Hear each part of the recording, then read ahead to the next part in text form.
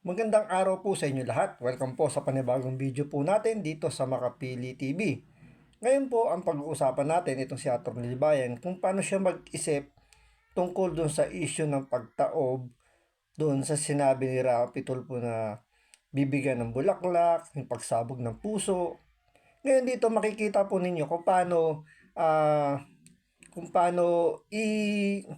masamain ni Atty. Libayan yung mga sinabi ni Rapi Tulfo na sinasabi niyang may threat daw ito sa buhay niya. Ngayon, simple lang ng tanong dito eh. Kung may threat sa buhay niya, bakit di siya magsampa ng kaso? Ngayon, nanggaya na rin naman sa bibig niya na talagang hindi naman may tuturing na kumbaga hindi siya makapagsampa ng kaso dahil nga hindi naman daw libelous yung sinabi doon kay Rapi Tulfo. So, bago po natin simulan po yan, baka pwede maglambing sa inyo, baka pwede naman pakipindot yung subscribe button. Pakilike na rin po yung video. Wala naman pong bayad yan eh. Pakilike na lang po, pakisubscribe na rin po. So, tuloy po natin to sa video nito ni Melo Yap. Ang kaso. Pero ito, attorney, tanong ko lang, ano opinion nyo as a lawyer sa statement na ito? Libelous ba siya? O tuloy. Yung buhay ko para yung ibang kritiko niya matakot din. Wrong spelling pa yung pangalan ko, Attorney Rani Randolph Libayan. Sabi. Tingnan nyo? Ang argumento mo, wrong spelling. Bakit ikaw may wrong spelling ka rin ha? May pakita ko? Ini-screenshot ko para kung gagamitin sa akin ni Bantot, di ba may papakita ko? May wrong spelling din siya sa title eh. Tapos, Paano ilihis ni Atty. Libayan yung issue. Kapag medyo nako-corner na siya, naghahanap siya ng medyo pwede niyang ibutas. Tulad niya, wrong spelling lang. Hindi naman malaking issue na sa social media kung ganyan may pinag-uusapan kayo yung wrong spelling. Hindi naman usaping legal yan na kailangan talaga tama yung spelling. So doon wala naman nakikitang mali doon. Yung nga lang, doon niya i-divert yung tanong nung kanyang isa sa mga nag-comment doon sa kanyang video. ngayon yung wrong spelling niya, iniiyak-iyak mo. Ganyan ba kababaw ang utak ninyo para pumunan ng wrong spelling lang? Kala nyo cellphone ang gamit. Ako minsan, kapag wrong spelling yan, cellphone kasi nagsasuggest, hindi ko na gano'ng makita. Ang liit.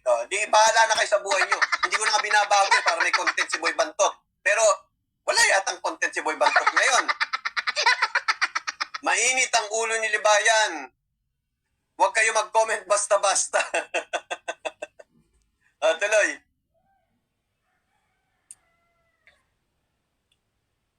Threat. Banta sa buhay. Threat. Banta sa buhay. Hindi ba pagbabanta sa buhay yung ginawa ni Rafi Tulfo na yun? Hindi ba pagbabanta sa buhay yung ginawa ni Rapi Tulfo? Okay, let's take na lang yung safest argument ni Rafi Tulfo doon. Nung magkasakit ako sa puso. Sumabog ako sa puso. Ito, Ayan na, sumabog ako sa puso. Tinutukoy niya sarili niya doon sa sinabi ni Rapi Tulfo na magkasakit daw siya sa puso. Tapos sinabi niya may pagbabanta raw sa buhay niya. So pakinggan niyo maigi, mamaya may panunod ako sa inyo para mas maliwanagan po kayo. Claurid. Inaway yung Claurid. Kakampi yung Claurid eh. Natataranta ka na to ni Libayan. Alam mo kasi na wala kang lusot. O tuloy. Di ba pagbabanta sa buhay ko yung ginawa ni Rafi Tulfo na yon? Na magkaroon ako ng sakit sa puso at sumabog na lang bigla yung puso ko. O sumabog ako sa puso. Di ba pagbabanta sa buhay ko yung ginawa ni Rafi Tulfo na yon? Na magkaroon ako ng sakit sa puso at sumabog na lang bigla yung puso ko. O sumabog ako sa puso. Di ba pagbabanta sa buhay ko yung ginawa ni Rafi Tulfo na yon? Na magkaroon ako ng sakit sa puso at sumabog. So ito, panoorin po ninyo yung video na to. Kayo magsabi kung may tinutukoy ba si Rapi Tulfo doon, kung meron ba siyang binanggit na pangalan doon, o meron man siyang pagbabantang sinabi doon sa video ito. So panoorin po natin to. Na lang bigla yung puso ko. O sumabog ako sa puso. May iyak na naman dito ulit. Ha? May iyak na naman nakikita ko. May iiyak na naman uli dito. Walang tinukoy na tao si Rapi Tulfo. Sino? May manggagalitin na naman, manggigigil na naman. Kaya mo na sen. Hindi, mas gusto ko pag habang nagagalit, natutuwa, promise, I swear to God, natutuwa ako dahil makikita mo Natutuwa lang siya kapag nakikita niyang galit na galit yung tao. Kasi para daw meron ng tililing Di ba? Gano'n naman normal sa atin yun eh. Natatawa lang tayo kapag may isang tao naggalit na galit tapos parang feeling natin, ano bang pinagagawa nitong taong to? Parang may ano na lang to, di ba? So, it's normal lang naman. Yung parang may sakit na eh. Totoo yun. Mas maganda nga, tuntua ko habang gigil. Ay, basta't may mga Sabi ko, marami ka na makakampi sa Baka balang isang Huwag ka araw, na lang. tumaob na lang. Wag naman. Hindi, dahil sa sobrang sama ng loob. I mean, sa sobrang Dahil sa sama ng loob, tumaob na lang. Asa ng pagbabanta doon? Na baka sa sama ng loob, tumaob na lang. gigil. Hindi kasi kuminsan nakikita ko, wala akong paano dito. Yung bang sa sobrang gigil na, kumbaga, Sherry, ba't tuwan-tuwa ka, Sherry? ginawa na lang mission sa buhay, yung magalit. So, yung makikita mo yung gigil talaga. So, darating yung time, baka sumabog na sa puso. Atake. Baka dumating yung time, sumabog sa puso, atakihin. Meron bang pagbabanta sa sinabi ni Rapi Tulfo? Kayo na magsabi. Kayo na humusga. Meron ba siyang tinukoy? Di ba? Yan. Eh ako naman handa magpadala ng bulaklak. Bonggahan mo na, sir. Di ba? Anyway. Wala naman tinukoy. Alam mo, siguro nung napanood ni Atty. Villamor ito, ang sabi ni Atty. Villamor, content na naman nila. Sabi ni Atty. Villamor, putang ina bobo. Tingin ko hindi lang abogado makakapagsalita nun. Kahit ordinaryong Pilipino, ordinaryong tao ang makarinig o makapanood ng video ni Rapi Tulfo, talaga mapapamura na lang dito kay Libayan. Inaako niya na siya yung sinasabihan ni Rapi Tulfo, wala naman tinukoy na tao si Rapi Tulfo. Sinasabi na Atty. Libayan na binantaan siya ni Rapi Tulfo, walang pagbabanta doon sa sinabi ni Rapi Tulfo. Kung tutusin nga, concern pa nga si Rapi Tulfo, di ba? Dahil sinasabi niya na baka na lang biglang tumaob to at takihin sa puso dahil sa galit. So, parang ibig sabihin, huwag ka masyadong magalit para di ka takihin sa puso. Di ba? Kung mapanood ni Atty. Villamor yan, ha? Kayo bantot, i-content mo na. Sabihin mo, minura ni Atty. Villamor si Atty. Libayan. Doon na lang sa namin, sa GC namin, eh. Sabi niya, ito si Libayan ba yun? Di ba galing sa bakasyon yan? Bakit yung utak na iwan yata sa sa Korea? Churi, joke lang. Joke lang yon. Tingnan nyo, ang tanga kinonfirm niya. Sabi dito, tanga, kinonfirm na lang niya again, self niya, Diyos ko. Actually, ang katangahan dito, ang pinalalabas niya, yung heart attack daw, death threat daw yun.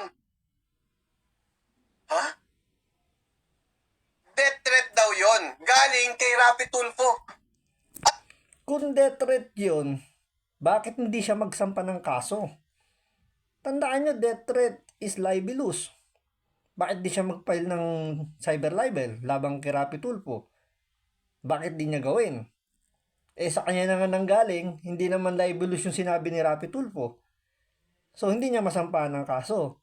Ngayon, dahil sa sinasabi niyang yan, nagpa siya si Rapi Tulfo na magsampa ng kaso na cyber libel.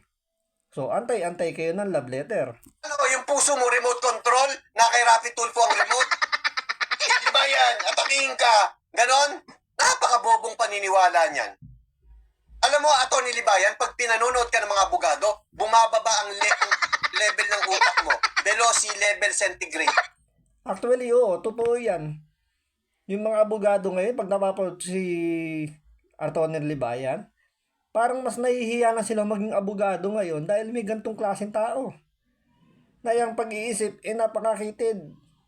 Ang alam ko sa abogado is malalawak ang utak, malalawak ang pag-iisip dahil kailangan nilang i-absorb lahat ng information, lahat ng pwedeng kumbaga parang kailangan mag-gather lahat ng info para bago sila bigay ng statement.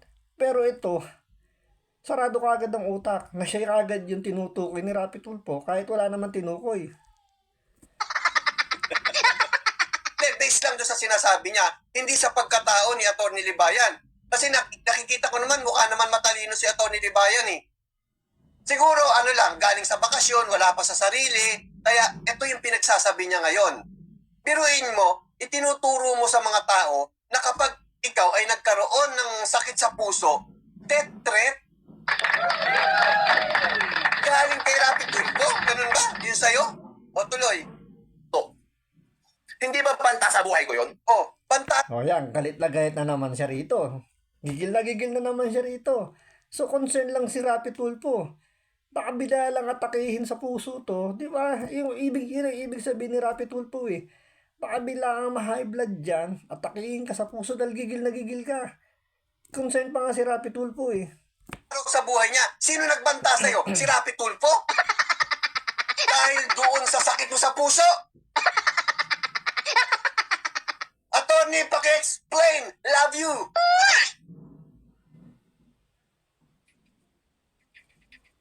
Libelous ba siya? Sinong ilalibel? Si Rafi Tulfo? Hindi. Yung nasa taas, siya nagbigay. O, di ba? Hindi naman libelous yung sinabi ni Rapi Tulfo, sa kanya nang galing. O ano kaya iniiyak-iyak dito ni Atty. Libayan? Unang-una, walang tinukoy si Rapi Tulfo doon.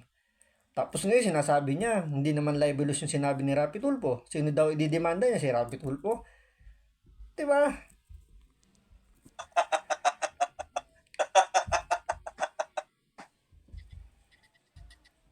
Sinong gumawa ng masama in the first place? Ako ang malalibel dahil sinasabi ko na may pagbabanta sa buhay ko. Oh. Hindi ka malalibel kung sasabihin mo may pagbabanta sa buhay mo. Pero hindi naman kailangan humantong tayo sa katangahan, Atty. Libayan, na yung pagbabanta sa buhay mo, sakit sa puso. At hindi rin manggagaling kay Rapi Tulfo yun. Kaya bang magbigay ni Rapi Tulfo ng sakit sa puso? Hindi ba nasa genetics yun eh? Genes o kaya hereditary o kaya dahil sa pagkain. Anong kinalaman ni Rapi Tulfo ron? Bakit pinagbibintangan mo na binantaan ka ni Rapi Tulfo ng death threat sa pamamagitan ng sakit sa puso? Iba po yung sinasabi niyong binabantaan. Kasi nung unang mga video niya, sinasabi niya pinagbabantaan siya ni Rapi Tulfo dahil itataob daw siya. Ano daw ibig sabihin ng taob? Mamamatay. Padadala na lang daw siya ng bulaklak. Diba doon palang paninira na yun eh. Pinagbibintangan mo na si Rapi Tulfo na may gagawing hindi maganda laban sa'yo. Ngayon, sabi mo nga, pinagbibintangan ka. O ba't di mo ipablatter? Hindi mo kasuhan, hindi mo ireklamo. O, tas lalabas sa bibig mo, hindi naman libelous yung sinabi ni Rapi Tulfo, sino kakasuhan ko. Diba? Contradicting yung mga sinasabi niya eh.